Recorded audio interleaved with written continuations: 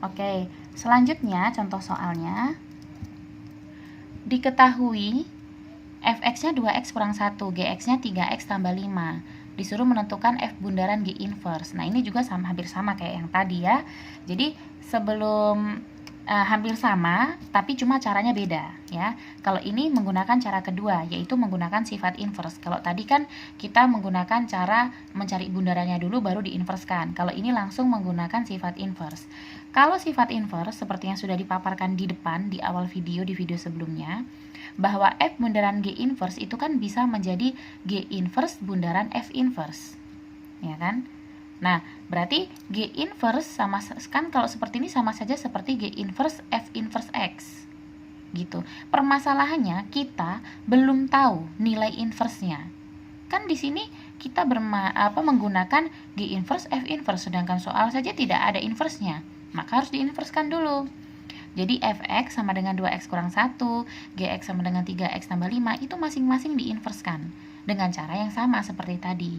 Jadi fx sama dengan 2x kurang 1, langsung kita tulis y sama dengan fx diubah jadi y sama dengan 2x kurang 1.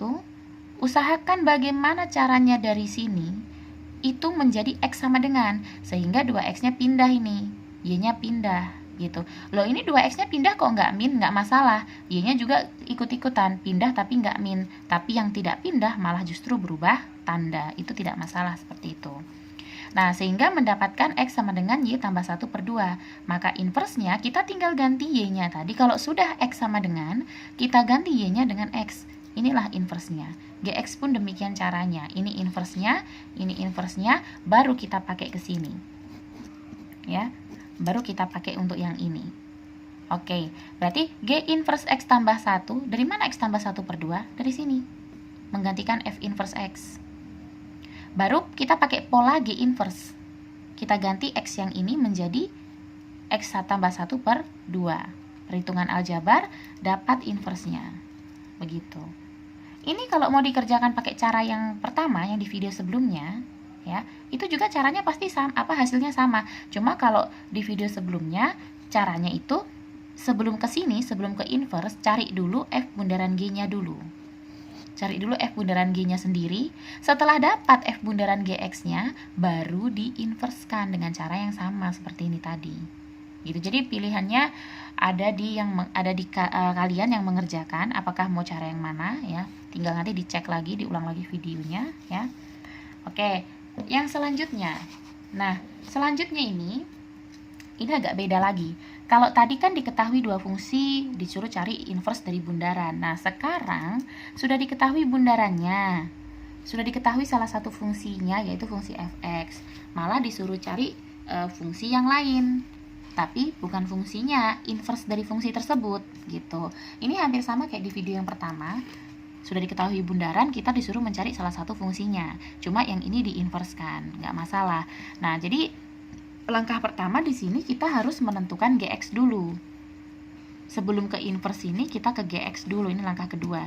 Langkah pertama dari soal F bundaran GX itu adalah 2X kurang 7, maka FGX-nya tetap 2X kurang 7 ya, karena F bundaran GX berubah menjadi FGX. Setelah itu kita pakai pola F yang ini, kita ganti X-nya dengan GX. Jadi 2GX tambah 1 sama dengan 2X kurang 7. 2GX sama dengan, ini plus 1 pindah jadi min 1. Dihitung, dibagi 2 ya, GX sama dengan ini 2X kurang 8 tuh dibagi 2. Dibagi 2 yang ini, sehingga mendapatkan X kurang 4. Inilah GX. Nah, setelah dapat GX, baru kita inverskan menggunakan cara inverse. Kita bikin Y sama dengan, setelah Y sama dengan, kita bikin X sama dengan. Nah, setelah itu Y-nya baru kita ganti dengan X. Menginverskan caranya seperti itu. Kita buat Y sama dengan, lalu usahakan X sama dengan, tinggal dipindah saja. Terus Y-nya diganti dengan X. Inilah inverse dari fungsi GX. Mudah ya. Nah, selanjutnya saya akan memberikan cara cepat, trik cepat ya. Tapi sebenarnya dari beberapa contoh soal yang sudah saya bahas dari awal, itu mewakili tipe-tipe soal ya. Jadi perhatikan baik-baik, nanti kalau ada soal tinggal diulang saja videonya. Karena soal-soal itu berbagai macam, ada yang sudah diketahui bundarannya, disuruh cari salah satu fungsinya, ada juga yang disuruh cari inverse-nya. Jadi tipe-tipe soalnya semua sudah saya bahas, dan di sini terakhir saya akan memberikan cara cepat. Cara cepat itu biasanya terjadi pada suatu fungsi yang menampilkan soal dalam bentuk pecahan aljabar. Contohnya kayak gini. Yang saya kotakin ini itu rumus bentuk umumnya ya. Jadi fx sama dengan ax tambah b per cx tambah d. Maka inversnya tinggal kita balik saja. D yang di bawah menjadi di atas tapi menjadi min dx tambah b. Cx tetap.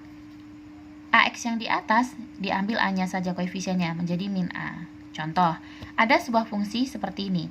Min 3x tambah 4 per 2x tambah 5. Berapa inversnya? Kalau mau menginverskan dengan cara langkah-langkah yang tadi bikin y sama dengan, bikin x sama dengan, lalu y-nya diganti x, itu agak lama. Kalau soalnya pilihan ganda bisa dengan cara cepat. Jadi inversnya sama dengan, nah posisinya min 3 itu kan berarti a. Sama kayak gini kan? AX berarti min 3 itu A. 4 itu kan berarti B. 2 itu kan berarti C, ya kan? Dia berarti C. Nih, CX, 2X. 5 ini maka posisinya sebagai D. Mengacu ke sini. Maka inversnya adalah min DX. D-nya 5, berarti min 5X. Tambah B. B-nya 4, berarti tambah 4. CX, berarti tetap 2X. Gitu kan? Min A. A-nya berapa? Min 3, berarti min 3. Baru sama dengan min 5X tambah 4, 2X, min ketemu min jadi plus 3. Ini jawabannya. Begitu. Jadi tidak perlu panjang-panjang, tapi kalau mau panjang-panjang juga boleh. Ini kan jawabannya ya. Nah, kita cek dengan cara menginverskan seperti biasa. Apakah hasilnya sama? Begitu. Nah, kita lihat di sini. Ini adalah soalnya. Baru langsung kita ganti Y sama dengan. Cara menginverskan kan Y sama dengan, tulis soal, baru kita usahakan bagaimana caranya menjadi X sama dengan. Maka ini kali silang ya, anggap ini per 1. Ya, anggap ini per 1 kali silang. Y kali 2X tambah 5, ini menjadi Y2X, Y tambah 5Y. Ya, ini dari Y kali itu, kali 2X tambah 5 ini. Terus min 3X tambah 4, gitu. Selanjutnya 2X-nya tetap. Terus min 3X ini saya pindahkan ke sini menjadi plus 3X. Kenapa? Karena saya kumpulkan yang bervariabel X ke sebelah kiri. Supaya nanti menjadi X sama dengan, toh kan setelah Y sama dengan harus jadi X sama dengan. Nah, min 3X pindah menjadi 3X, positif 3X, 5Y pindah menjadi min 5Y. Ini min 5Y ya. Sama tambah 4. Maka pemfaktoran distributif ini 2XY tambah 3X, X-nya keluar, sehingga X kali 2Y tambah 3 sama dengan ini min 5Y tambah 4. Sehingga X sama dengan min 5Y tambah 4 per 2Y tambah 3. Nah, selanjutnya bagaimana? Kalau sudah X sama dengan, kita tinggal ganti Y menjadi X. Nah, makanya yang tadinya min 5Y menjadi min 5X tambah 4 per 2Y menjadi 2X tambah 3. Sama kan? Mau pakai cara pendek atau panjang sama gitu. Jadi kalau menemui soal fungsi komposisi yang bentuk atau soal inverse ya yang bentuknya seperti ini, AX tambah B per CX tambah D, pakai aja triknya biar cepat. Begitu. Jadi pilihan ada di yang mengerjakan. Cara cepat sudah saya kasih tahu, cara panjang juga sudah saya kasih tahu, berbagai tipe soal saya sudah jelaskan. Insya Allah bisa. Nah, ini untuk les kali ini langsung 2 materi ya, fungsi komposisi dengan fungsi inverse. Padahal sebenarnya materinya tuh banyak ya, maksudnya fungsi inverse saja tuh sudah banyak sebenarnya, tapi saya satukan dan nanti saya kasih soal. Untuk les berikutnya saya masih bahas ini ya, tapi pembahasan soal-soal ujian yang lebih mendalam. Oke, untuk kali ini saya kasih soal. Di sini ada 10 nomor, 3 nomor soal sederhana menurut saya. Nah, untuk yang 6 nomor adalah soal-soal UN yang saya lihat dari soal-soal ujian nasional dari tahun 2010 hingga saat ini begitu. Dan tapi meskipun sekarang tidak ada ujian nasional, menurut saya tidak masalah mempelajari soal-soal tipe soal ujian nasional karena itu menurut saya soal bagus. Mau soal ujian nasional kah atau soal ujian sekolah kah, itu sama saja, levelnya sama. Jadi tidak ada ruginya kita belajar soal-soal ujian ya. Untuk les berikutnya masih membahas ini tapi lebih mendalam ya. Oke, silahkan dikerjakan seperti biasa. Jangan lama-lama mengerjakannya, saya tunggu. Thank you.